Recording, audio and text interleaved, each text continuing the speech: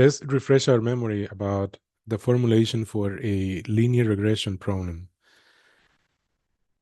The variable y here denotes the variable that we would like to make predictions about.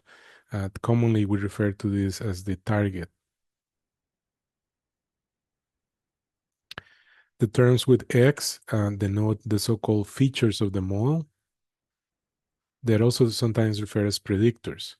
And the coefficients, beta sub 0, beta sub 1, so on, they are the so-called weights or parameters of the model. So we see how they appear here um, as a coefficient for each of the predictors or each of the features. This is a very general formulation of the linear regression problem. Now, let's illustrate a linear regression problem in a scenario where we only consider two parameters, specifically two parameters and one predictor. Suppose that we only use the size of a house. Well, suppose first that here the target is the cost of buying a house, the purchase price of a home, and that we use one predictor, which is the size of the house in units of square feet, so the so-called square footage. So there is a parameter associated with that feature, with that predictor, and an additional parameter here called beta sub 0. With this formulation, two parameters only, a very simplistic approach would be to ignore, basically, for all of these data points that you see here on the screen, the data points are quantified on the vertical axis. So sometimes a first approach is to use out of this out of this sample of quantitative data points is to use the average.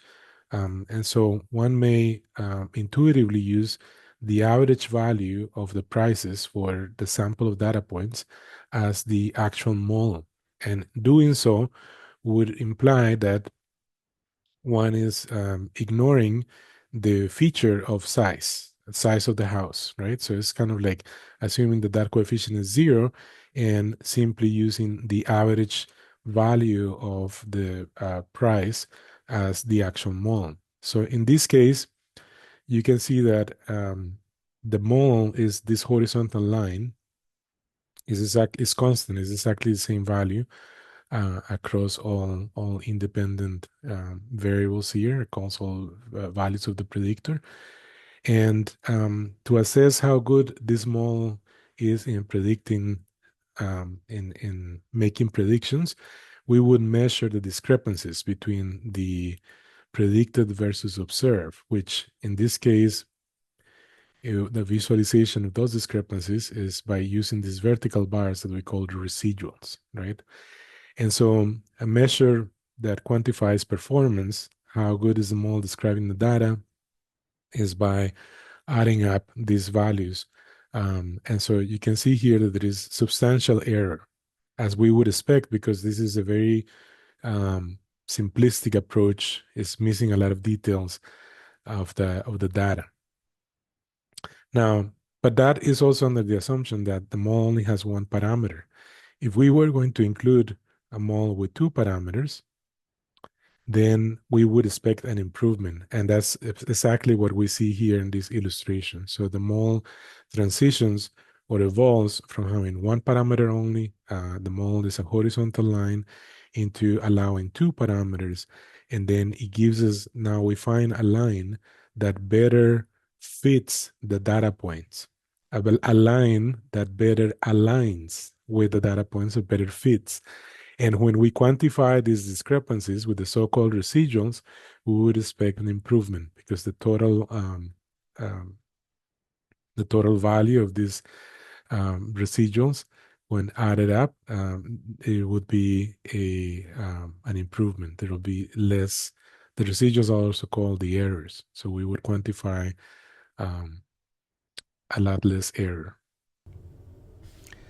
So the general problem with multiple parameters or weights is an optimization problem, and so the idea would be to minimize these error function.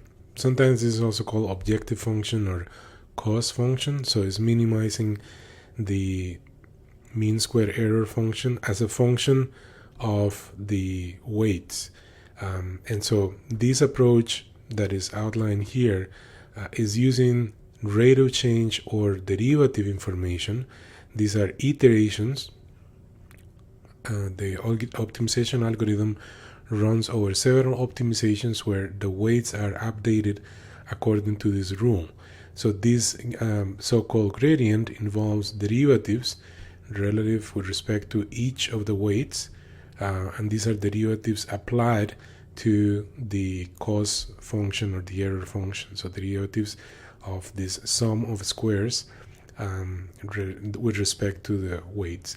And so the gradient would provide information about the direction in the parameter space where the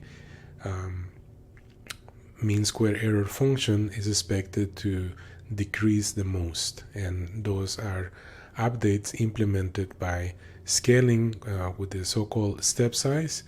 And that's a multiplier there or coefficient. And then that is subtracted from the current values of weights.